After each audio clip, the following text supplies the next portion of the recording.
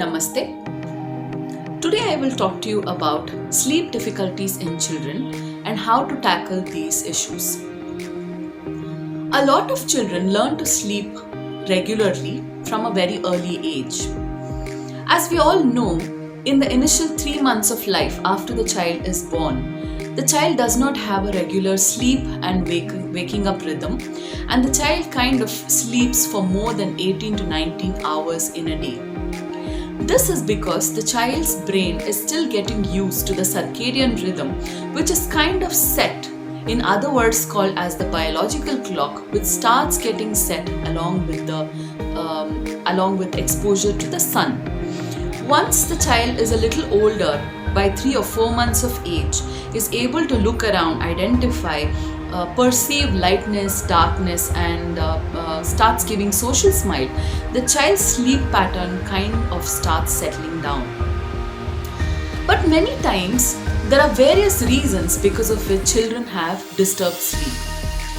Older children, even as old as 15 or 16 years of age, can have sleep issues. But there are various reasons right from childhood till adolescence because of which children have sleep difficulties. When a child is really small, maybe by around 1 or 2 years of age, that is what is called as infancy and early toddlerhood, sleep issues predominantly are due to various factors such as lot of light when the child is sleeping, excessive daytime sleeping, which otherwise hampers the child's nighttime sleep, not being able to eat good solid food before bedtime, which kind of makes the child hungry in the middle of the night to be able to wake up for a feed. But so until 2 or 2.5 years of age, it is normal for children to be waking up 2 to 3 times in the night for various reasons such as hunger and to be able to use the washroom. After 2.5 or 3 years of age, let's say the child has started going to preschool, sleep basically settles down and the child should be able to sleep throughout the night.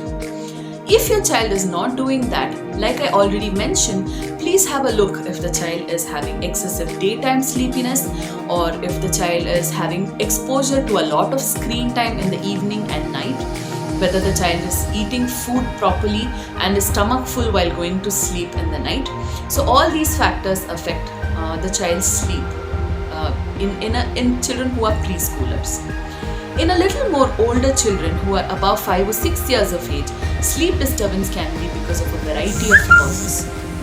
Right from factors including anxiety, difficulties at school, low self-esteem issues, family problems which are going on which kind of troubles the child and hampers the child's sleep, to having issues with the newborn sibling, or probably having a lot of screen time can all influence the child's sleep patterns. In much older children, lack of sleep is predominantly related to performance, the most common one being exam-related anxiety, study-related worries which kind of hampers their sleep and deprives them from getting a good sleep. It can also be due to various interpersonal issues in the family or amongst friends and other peers around the neighborhood. While it's essential to find out the cause of these sleep issues which can happen in childhood and adolescence, it is also very important to identify them early and kind of help your children setting up a good pattern and help them through it. So some of the good sleep hygiene techniques include: 1. The child should be able to turn off all gadgets, and even adults for that matter who are at home turn off gadgets after 7 or 8 p.m. Mostly at least 1 or 2 hours before the child goes to sleep, so that the phase of the child falling asleep or going into a state of going to sleep is established well. So after dinner, go for a walk, come back, listen to soothing music or read some stories for your child, have a nice happy interaction, and then slowly go to bed along with your child. Similar patterns for much older children as well. Apart from this, Also make sure that the child does not drink a lot of fluid after 7 p.m. in the night, or at least for about 3 hours before bedtime. Fluid intake can be minimalized as much as only how much it is essential for them to be able to have a good night's sleep and not wake up multiple times to use the restroom. Again, it's also important for the child to have a healthy stomach full dinner so that the child does not feel hungry in the middle of the night. In older kids, it's essential to identify their worries, talk about their worries, give them a positive thought or a positive story or a positive message before bedtime so that they go to sleep with these positive thoughts in mind and not really wake up because of nightmares or anxiety or other mood issues.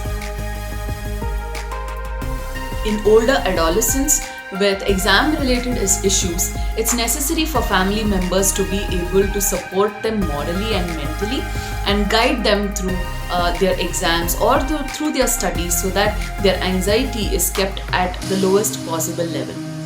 Sleep depriving before exams and all of these kind of difficult sleep patterns should be avoided as much as possible. So therefore, as parents, our role also is a part of our role is also to be able to support them through their studies through the year, so that situations like sleep depriving a week or a month before exams or overnight staying awake before the day of the exam is all kind of avoided. Apart from all these sleep hygiene techniques which I have already mentioned, it's also very necessary for children to get good amount of physical activity through the day.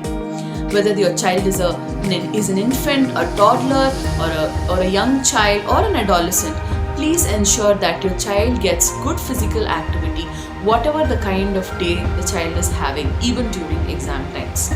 Good amount of physical activity releases good hormones in the brain, which also facilitate the child's biological rhythm to be set well and also induces good sleep.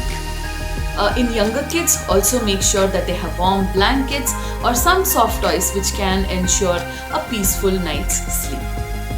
I hope this video was helpful. Thank you for watching. Dhanyawad.